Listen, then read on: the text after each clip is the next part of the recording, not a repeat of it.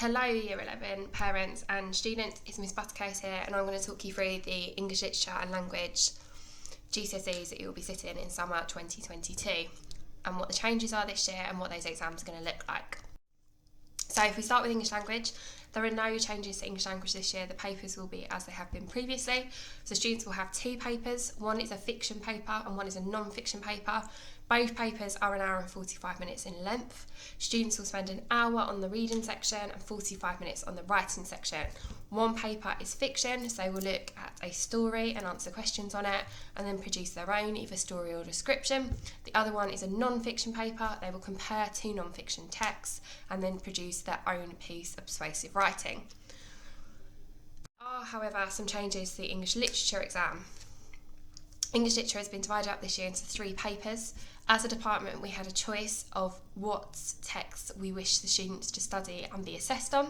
We have chosen Macbeth, A Christmas Carol and An Inspector Calls. So students will sit A Christmas Carol and Inspector Calls as two smaller exams that will be 50 minutes each, but are on the same day. So they will count as paper one. Paper 2 is then the Shakespeare and the Unseen units, both of which are compulsory issued by the government.